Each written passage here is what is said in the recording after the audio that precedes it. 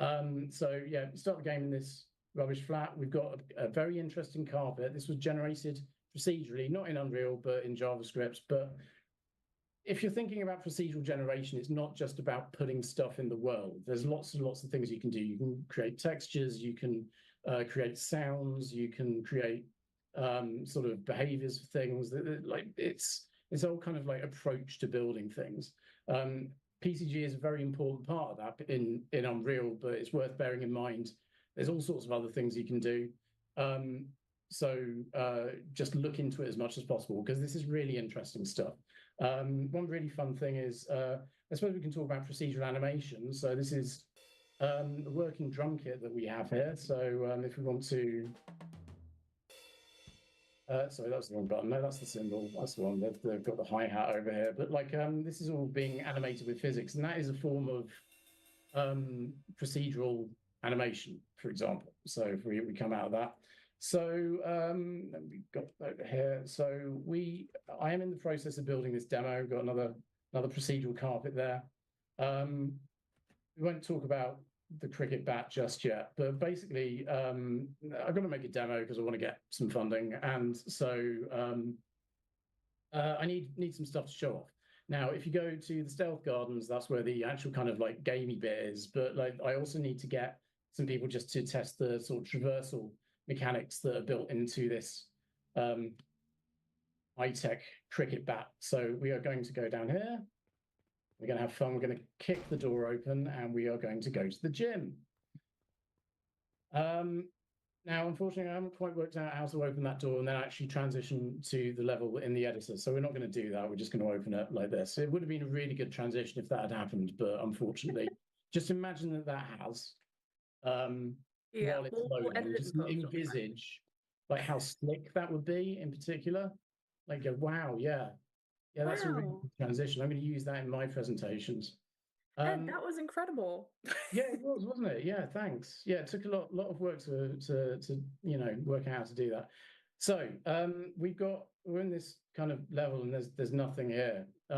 So this is sort of emphasizing the point about. I mean, there is something here. We'll get into that in a bit.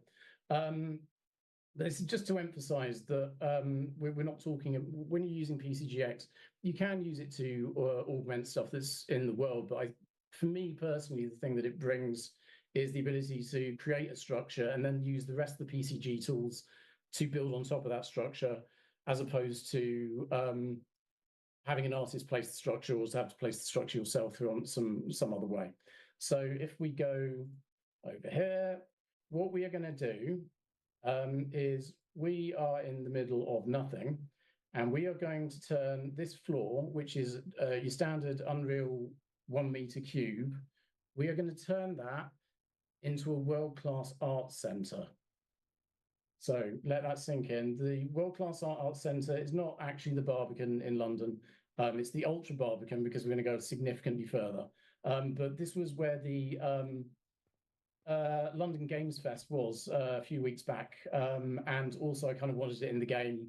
So I wanted something that I could test the traversal with. I wanted to build this place anyway, and I needed something for the demo. So I thought, well, let's just do all of that at once, because again, one bloke doing everything, just got to cram as much stuff into jobs as you can possibly get out of them. So we will wait for the lift to go up. Doors open. Technically, those doors are procedurally animated as well, but we don't need to get into that now. Got another exciting carpet, again, procedural. We have what I like to think of as environmental storytelling. There we go. There's some environmental storytelling. Got an ashtray, anyway, over there. But as you can see, there's nothing. But there's the fire safety notice, and the assembly point is outside Pret a Manger. I don't know if that joke works in America. We have quite a lot of branches of this sandwich shop called Pret a Manger in London. It'll be really funny if you're from London and you're playing this game. If you're not, then you won't notice it, so it's fine. But anyway, so let's just get into it, basically. So again, we've got nothing. All we've got is like the lift, and we have a cube. And what we are going to build, just to reiterate, is if we zoom in here, we have London's Barbican Centre. So we're not actually going to build the art center bit because that is too kind of like architecturally interesting. It is something, if I'd had more time for the presentation, I could have looked at, but we're not going to. But like the main thing is we've got these towers, they're like a particular type of thing. We've got the kind of like the residential blocks surrounding these gardens. We're not going to bother with the tennis court. There's also the lake. So this is the main art center over here. This is really nice to sit in. There's a library in there and stuff. It's a really good library. This bit at the top, that is the Arboretum. And I would say that is one of London's hidden gems. So if you find yourself in London, go to the Barbican on a day that the Arboretum is open, just check it out. Check out the library as well. It's really cool.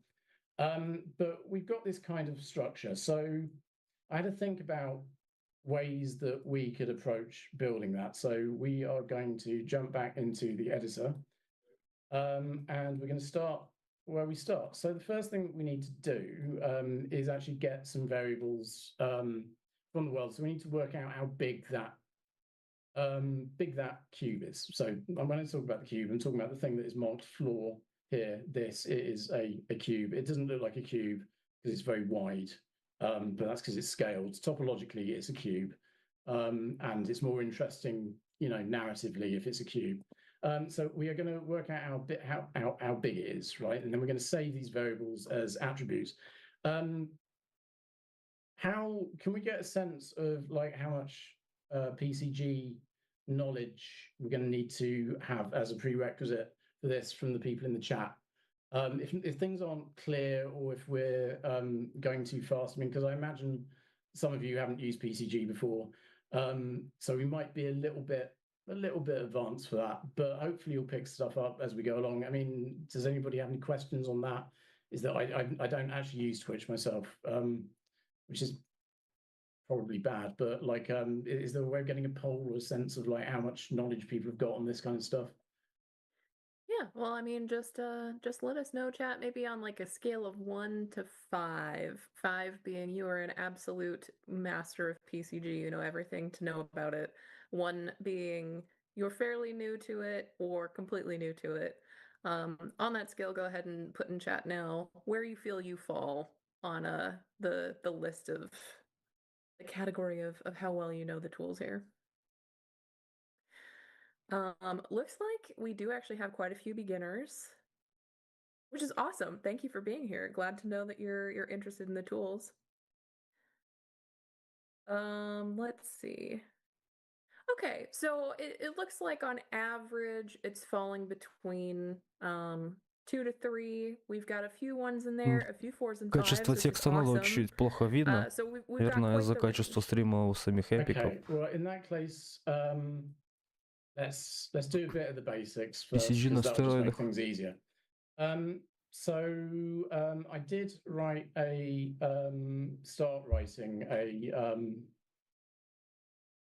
there we go, johnpaulsoftware.com. I did start, if you go to my website, again, John Paul Software, apart from the plug for this talk, there is this blog post here. This goes through some of the very basic stuff that's on there.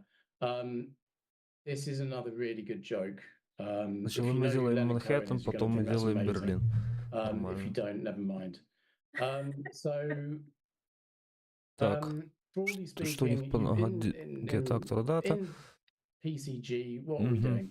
Получаем данные меша тега floor. Locations of things and then put them somewhere. Or like take a bunch of what are called points, put them in the world, and then do something with those points.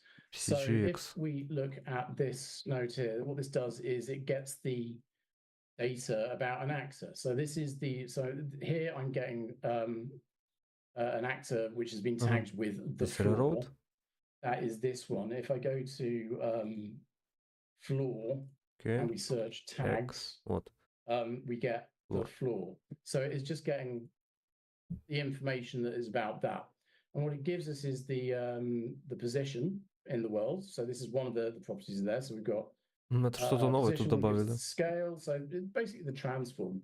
There's a couple of other points. Что этот не переводит, блин, прямую трансляцию? Min and the bounds max. That's basically if you think of like a bounding box that it is occupying, a sort of like axis aligned bounding box. So like if it was this book, for example, that would be the bounds. But if I add, well, actually, no, that's a really bad example. Что про границы рассказывает Мэши. A cuboid that surrounds the object. There's then there's some other properties. It's got a color. That's optional. There is this thing called density, which is a kind of like all-purpose number that you can use. Понял. Кажется, повсюду можно задавать настройки для нодов. But typically it only really makes То sense есть between density 0 and 1. одну там поставить, как его там, не насыщенность, а which is kind of like the fall off on a gradient. So, like, да, тут выбираешь это компонент какой, и повсюду побыстрее можно задавать настройки. Think about like going to Photoshop or whatever, you've got the gradient tool and you put black at the top and white at the bottom. The best way to think about steepness is changing where the stop in the middle goes. Because that's how much it ramps up. And that's used in a few places. I don't typically use it because I'm just really interested in the center of the points, but it's there if you want to do it. Then we have this other thing, which is the seed. So if you're not familiar with random number generators, that's going to seem weird, but computers can't generate random numbers, is the main thing. What they can generate is pseudo-random numbers, where you've got this basically fat mathematical expression, and you put a number in there, and it spits out a number that looks totally unrelated. And that is a pseudo-random number generator. If you put the same seed in, you'll get the same result out. And that's got some quite useful properties, particularly for doing stuff with procedural generation, because what we want is, if you created a world, for the most part, if you created a world and you're using PCG to put stuff in it, it doesn't have to be trees. Frequently it is trees. We're trying to get away from that. I know there's some people at Epic very keen to highlight that you don't have to do it with trees. But let's just say, for the sake of argument now, that it is trees. If you've got that outside your village, you want the trees in the same place every time someone opens the level. Because if the trees move around, it's going to get very, very confusing. And so we use the seed for that. Normally, you don't have to think about it. It just gets processed in the background. But that is the point. That is a point. That is the main thing that you're processing with the PCG framework. So following on from that, we've got these other things which are called attributes. So here we've got get attribute from point index. And if we look in the view down here, we can see what that attribute is. Now, an attribute is kind of like a variable. Well, in fact, it is a variable. Получаем атрибута из точки на индекса и говорит, что атрибуты это как будто эти переменные. Хотя я пользуюсь PCG, там есть тоже эти. Можно получать переменные из блюпринтов. Clever things. It means you can store those things separately, they get processed separately. The points, in terms of just technically helps you process the thing that you want to process. And I did have a really good explanation for this, but it's not coming to mind. Anyway, basically just think of them variables. Those are the two main things that you're going to use in this. So if we look at this node here, so we're taking this attribute here, which we established was the extent of the floor. Just going back to another quick beginner thing, if you've got the bounds of the object, like again, we can think of the bounds as like the cuboid that it takes up. The extent is how far it's going out in each direction from the center. And sometimes you want that, and sometimes you want the bounds, sometimes you want something else. But that is something that you can access by using one of these operators here. So when you want to get actually, no, let me rewind a bit. When we look at a point, so again, I hope people can actually see this in the chat. All of these things here are prefixed with a $sign. And that means that those are properties of the point itself. So position, rotation, scale, bounds, etc., color, etc. But these aren't, if you look at the definition of the point in C++, it doesn't actually have a position property. What it's got is a transform property. So there is this notion of accessors to properties and accessors to types. And so when you see something with a dollar, if you see something with a dollar, just assume it's something on the point itself. It might be on the transform, it might be elsewhere, but we can do other things. So for example, if we wanted to get the rotation of this, let's just do this quickly. Here we type in the input source that we want from what's being processed. In this case, it's a point, it's dollar extents. But I can do things like I can do rotation.forward, and it will get the forward vector of whatever the rotation is. So there is some kind of sort of, syntactic magic going on behind bounds. You can see these extractors here, which is basically what's doing those. These are just different ways to access the data that is already on the point. Anyway, is everyone clear enough, or at least confused enough to shut up for now? Just another quick, if there's any questions about anything particular, maybe hold them till the end. We can go through stuff, or Tim can take over. Tim, have I said anything totally stupid yet? Nope, all good. One thing to keep in mind is that density and steepness are used in a lot of nodes and in very low level code. So steepness can surprise you when you start doing differences, union and stuff like that, because by default, I think it's 0.5, but usually you want it at 1 to do most of the things that you actually want to do with difference and unions. So just something to keep in mind when you don't get the result you're looking for. Look at steepness, look at density. Those two probably needs to be at 1, and you're going to get what you're looking for. It's just, yeah. Yeah, I'd second that. I've run into that in the past. I mean, fortunately here it is 1, so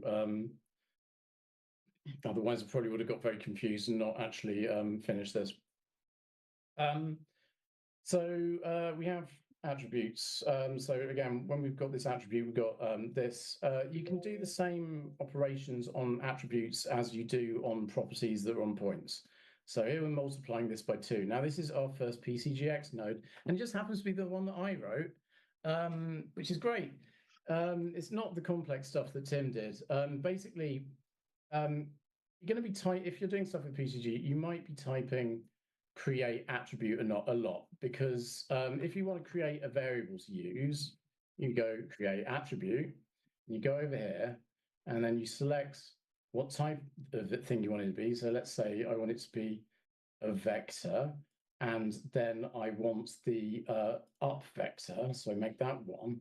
And basically, I got sick of doing this because I was doing it a lot, particularly that city. The city is quite complicated, by the way. I don't think it's going to happen in 5 minutes. So I got a bit sick of doing this, and I just like, so why can't I just type 0 to get 0, and why can't I just type 2 to get 2, and why can't I just type up to get an up vector? Because 90% of the time, any sort of creative development, at least that I've experienced, there's only like 5 numbers that you need, and those are 0, 1, half, 2. Sometimes pi, but you don't really need that in Unreal because everything's in degrees anyway. But if we look at the full list of constants, we've got like a whole bunch of them here. So that is a kind of really, really great workflow example. It's not as exciting as the stuff that Tim has done, because Tim's done all the hard stuff, but like I did that, and it's really good. So, it is. Actually, no, but it actually is. Like, it's super low key, but it does save a lot of time in the end. So yeah, I respect those a lot. Well, thanks for accepting the pull request. Anyway, so we can do operations with attribute sets, just like we can with points. So again, when we're like looking at this stuff over here, this isn't connected to a point. This is just an attribute set on its own. We're just doing maths on some numbers. but then later we're going to connect these back to the points, and then we can use them again. So just bear in mind there is this notion of an attribute. It is not connected to a point, but each point has got this metadata entry field which is hidden that allows the attributes to be connected to the points, so that you can basically put arbitrary data on a strongly typed object, which is kind of really cool. And like one of the things that just amazes me about PCG, because I hate getting involved with type systems in C++. Anyway, so that's hopefully the basics. If you're still confused, I'm sorry, but there are plenty of good tutorials on this, and we want to show off the plugin. So first thing we're going to do is we're going to try, again, go back to this, we are trying to build. Just quickly refresh what we were doing before we did the digression. So we have the Ultra Barbican. We are trying to build the Ultra Barbican. The Ultra Barbican, no, that's Gitkraken. No, the Ultra Barbican looks like no, doesn't look like that. It looks like this. That's the right thing. Right. So it's pretty blocky, right? So we've got some squares over here. We've got a lake. So we can probably just do this with a bunch of different rectangles, right? I know I said like I don't want to use wet rectangles, and then I made fun of Oklahoma City, but in this case, this is one of the few places in London that's square, and it's really handy because it makes it a lot easier for us. So that is what we're going to do. So we want to create something that, if I can remember what I'm clicking on, we want to create something that does that. So let's go. So I had to think about this. And the thing that I thought was best would be to lay out a bunch of squares in a circle, but like only like 5 or 6. So if we zoom out a bit, so we've got like 5. So we've got 5 points that are just aligned to the world. And then what we can do Сейчас будет пробовать делать то, что на карте в гуглах.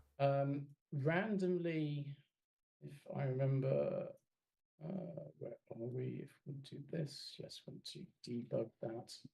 Sorry about this. I should have done this earlier. Did that work? Did it? No, it didn't. Okay. Sorry. Bear with me 1 minute. So basically, well, let me just explain what we're doing. So like PCGEx has a function called create shapes.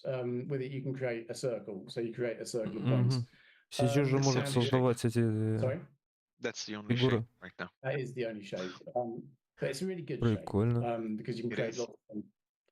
Or, you know, any polygon you want, as long as it's a regular polygon, you can create with a circle. So with this circle, we just say that we're going to have 5 points. We could turn that 6, and I've turned the debug off. So no, don't click on help. Let's just put that back in. Then we've got 6. Got 6 points in a circle, but we're going to stick with 5 for now because that's what I started with. So take that, turn that back to solution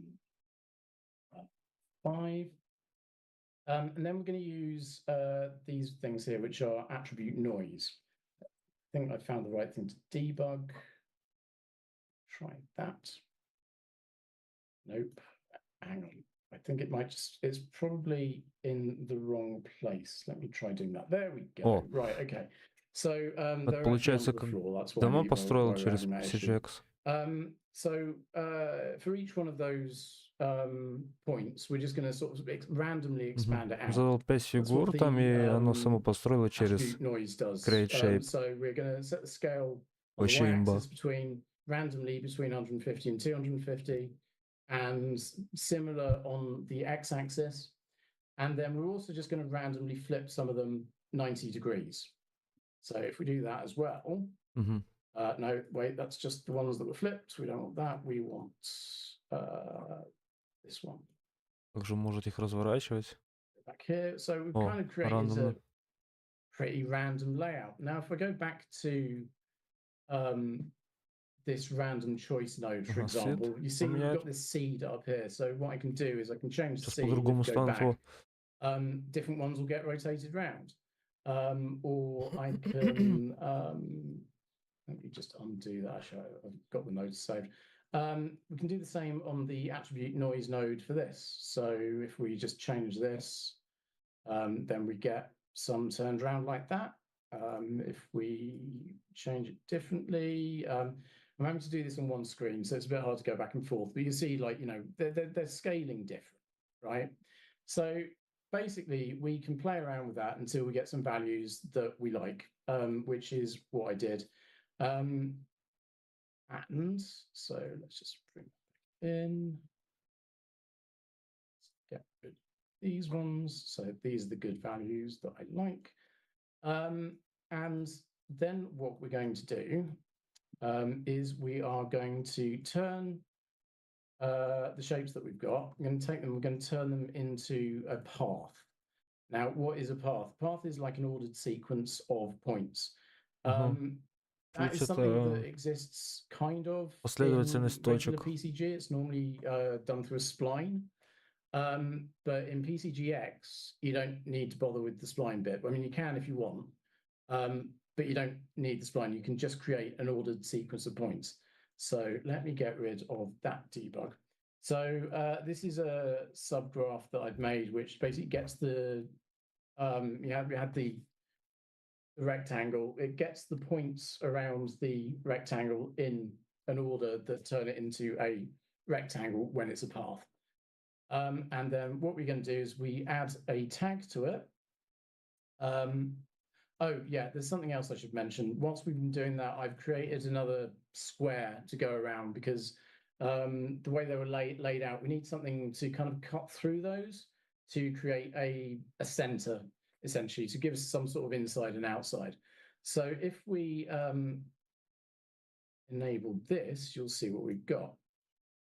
So here we go. So those things that were previously square, they are now paths. If I go back and I turn the, no, where's the thing? No, it's not there. Anyway, so this is the kind of killer app, I think, or well, killer function or node or whatever of PCGEx, which is this path to clusters thing. Clusters are, again, it's a undirected graph. It's a direct, well, is it undirected or directed? It can be, it's an undirected graph. It can be both. Can be both.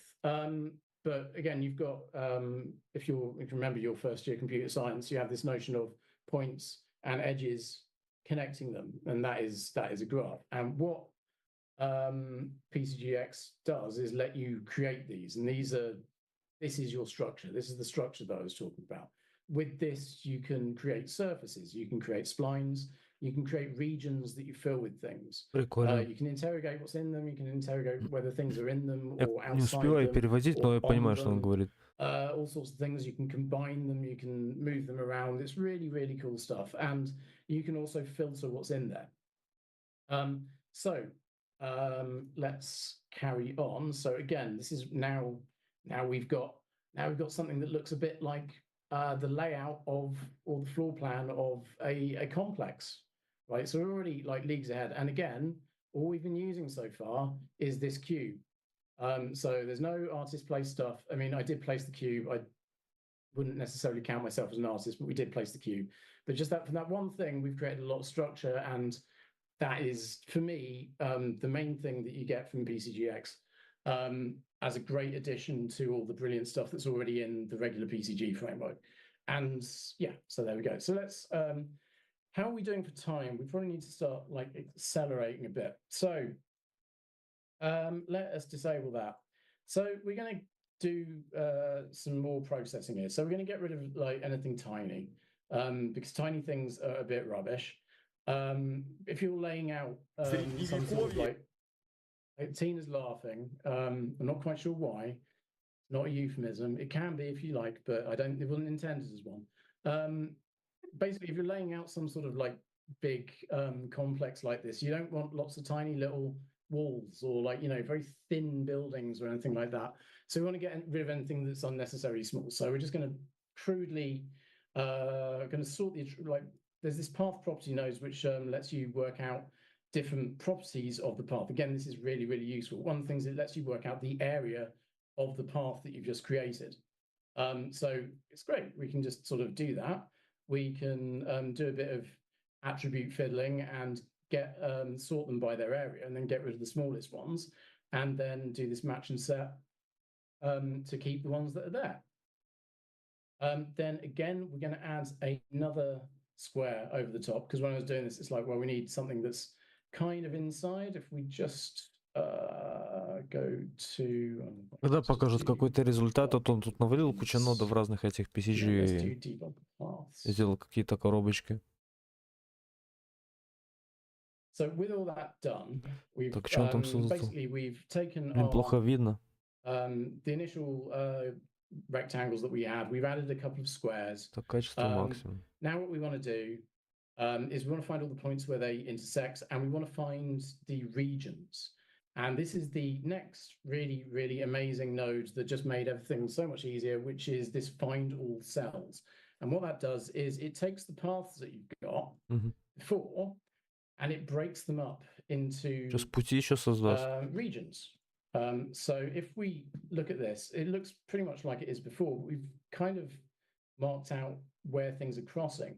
And now each one of these things, these regions, is a path of it by itself. So it should be a path with 4 points, or this one is going to have more points. But that's what the find all cells does. And you can use this to do all sorts of things. If you're doing city blocks or whatever, you can do this. It doesn't have to be on this kind of like linear grid. You can do this. You'll find regions, and then you can do really great things with the regions using the rest of Unreal, using the rest of PCGEx, and so on and so on. Now, to illustrate that, if we go back to our graph here, there is a bug. Hopefully we don't care. You see, it's created a load of different data sets out of here. So we've got now 26 of them over here. And we went in with, oh, there's 19 there. Hang on, I've missed a bit. Oh, no, wait. So we did that earlier. Wait, where are we? Okay. So, yeah, so we've gone from 5. When coming out of find all cells, goes up to 19.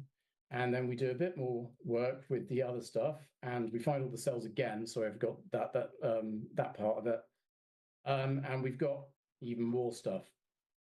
So just quickly, let's talk about the rest of it. So basically, there's this inner square, which is this one here. I'm going to say that anything in there is like the lake, or it's grass. Anything outside that, or that is touching that, is going to be one of the buildings. So if we go back to what we're trying to imitate over here, which is this, you've got the lake here. This is what I'm saying that in a square is. And these things that are touching it, those are going to be the building blocks.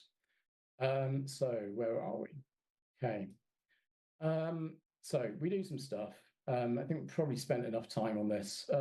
So we have our macro layout, and we find the regions that are touching the inner quad. There's this thing you can do in PCGEx where you sample points. So if you've got 2 points on a path, you can, if you want to work out whether something's